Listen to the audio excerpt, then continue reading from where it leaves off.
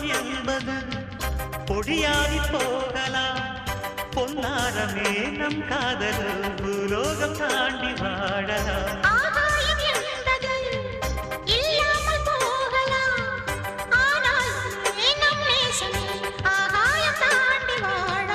கண்ணீரில் ஈரமாகி கரையாட்சி காதலே